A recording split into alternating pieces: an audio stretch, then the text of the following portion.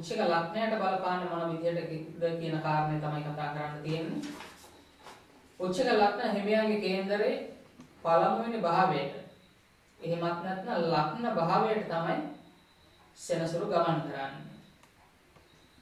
කේන්දරේ පළවෙනි කොටුවට පළවෙනි භාවයට එහෙමත් නැත්නම් ලග්න භාවයට ගමන් කරන සෙනසුරු උච්චක ලග්න හිමියන්ට උදා කරන්නේ මොන වගේ වාතාවරණයක්ද? අවුරුදු දෙකමාරක කාලයක් තුල. ඇත්තටම සෙනසුරු මාරුව උච්චක ලග්න හිමියන්ට එච්චර සුබදායක වෙන්නේ නැහැ. මොකද ඒ රාෂ්ටක අපලයක් තිබිලා ඒ රාෂ්ටක අපලය තවදුරටත් වර්ධනය වීමක් තමයි සිද්ධ වෙන්නේ සෙනසුරු මාරුවත් සමග උච්චක ලග්න හිමියන්ට. නොවැම්බර් 2 වෙනිදා ඉඳලා 2017 ජනවාරි 27 වෙනකම් කාලය තුල උච්චක ලග්න හිමියන්ගේ මානසික ප්‍රබෝධය සතුට සැනසුම වරින් වර අඩු වෙනවා. කරන කියන නියැලෙන කටයුතු වලින් හිතට බලාපොරොත්තු වන තරමේ තෘප්තියක් සතුටක් ලබා ගන්න අමාරු වෙනවා.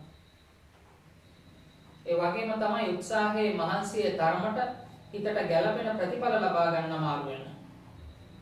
බලාපොරොත්තු ඉෂ්ට වීම ප්‍රමාද වෙනවා. ප්‍රධාන වශයෙන්ම ශරීර සෞඛ්‍ය සම්බන්ධයෙන් සැලකිලිමත් වෙනවා. උච්චක ලග්න හිමියන්ට නොවැම්බර් 2 වෙනිදා ඉඳලා 2017 ජනවාරි 27 වෙනකම් ගත කරන කාලයේ ශරීර සෞඛ්‍ය සම්බන්ධයෙන් තරමක අවදානමක්. වැටීම් අනතුරු වලට ඉඩ තියෙනවා. එමනම් සලකර්මයකට ලක් වෙන්න පුළුවන්. අවදාන සහිත කටයුතු වලදී අනිවාර්යයෙන්ම පරිස්සම් වෙන්න ඕන. මතුවෙන අසනීප පීඩා සම්බන්ධයෙන් සැලකිලිමත් වෙන්න ඕන. ධනිසන්ධි දෙපා තුනට ආශ්‍රිත වේදනා පීඩා මතුවෙන්න පුළුවන්. සුළු අසනීපයක් වැළඳුනත් නිශ්චය කරගන්න අමාරු වෙන්න පුළුවන්. ගන්න ප්‍රතිකාර වලින් ඉක්මන් සුවයක් නොලබ ඇදී යන්න පුළුවන්. ඒ වගේම යම්කිසි අසනීපයකදී වෛද්‍යවරු වැරදි නිගමන වලට එන්න පුළුවන්. මොනවා හරි ආබාධයක් රෝගයක් පීඩාවක් මතුවුණොත් එක වෛද්‍යවරයෙක්ගෙන් උපදෙස් ලබා ගන්න නැතුව වෛද්‍යවරු කීප දෙනෙක්ගෙන් උපදෙස් ලබා ගන්න ඕන කාලයක් තමයි උදා වෙන්නේ. ඒ වගේම තමයි අවදාන සහිත කටයුතු වලදී විශේෂයෙන් අවදාන සහිත රැකියාවල යෙදෙන අය, වාහන එළවන අය, උඩ නැගලා කටයුතු කරන අය, ඔය අය විශේෂයෙන් පරිස්සම් වෙන්න ඕන. හොඳ කල්පනාවෙන් වැඩ කරන්න ඕන සෙනසුරුගේ ඊරාෂ්ටක කාලය තුල.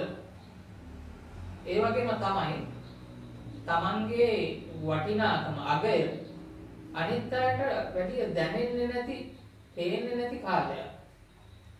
තමන් මොන තරම් කැපවීම කළත්, මොන තරම්නම් දේවල් කළත් ඒවට හරියට පිළිගැනීමක්, ඒවට නිසි ඇගීමක් ලැබෙන එකක් නැහැ. එහෙම වුණා කියලා මානසිකව වැටෙන්න, කලකිරෙන්න යන්නත් හොඳ නැහැ. මේ තියෙන తত্ত্বය බුද්ධියෙන්, ඉවසීමෙන් වෙනස් කරගන්නවා මිස දරා ගැනීමේ ශක්තිය, ඔරොත්තු දීමේ හැකියාව, ඉවසීම වර්ධනය කරගන්නවා මිස මේ දේවල් එක්ක අනුවන විදිහට කටයුතු කරන්න යන්න හොඳ නැහැ. එහෙම වුණොත් එහෙම එල්ලවන පීඩා වැඩි වෙනවා. සිද්ධ වෙන හානි වැඩි වෙනවා. සෙනසුරු උච්චක රාශි ගත වීමත් සමගම උච්චක ලග්න හිමියන්ගේ විවාහ කටයුතු වලටත් යම් බාධාවක් එල්ල වෙනවා. විවාහේ කල්පහුව වෙන්න පුළුවන්. යෝජනා ස්ථිර වෙලා තිබුණත් ඒවා මේ පසු වෙන්න පුළුවන්. දිනවකවානු වෙනස් වෙන්න පුළුවන්. එහෙම ප්‍රශ්නෙකුත් එනවා. ඒ හින්දා හොඳට අවබෝධ කරගන්න සෙනසුරු උච්චක රාශියේ ඉන්න කාල සීමාව තුල උච්චක ලග්න හිමියෝ එම අපල බලපෑම් මර්ධනය කරන්න පුළුවන් දේවල් යම් තරමකින් හරි කරගන්න එක හොඳයි. මේ අපල බලපෑම් වලින් මිදීම සඳහා කොහොම වුණත් ගුරු මහදසාව, සිකුරු මහදසාව, බුධ මහදසාව ගත කරනවා නම් සෙනසුරුගේ රාෂ්ටක අපල තදබල විදිහට මෙල්ල වෙන එකක් නැහැ. නමුත් සෙනසුරු, රාහු, කේතු, සඳු, අඟහරු වගේ ග්‍රහයන්ගේ දසාවක් ගත කරනවා නම් මම කිව්වට වඩා සමහර විට අපල බලපෑම් එල්ල වෙන්නත් ඉඩ තියෙනවා.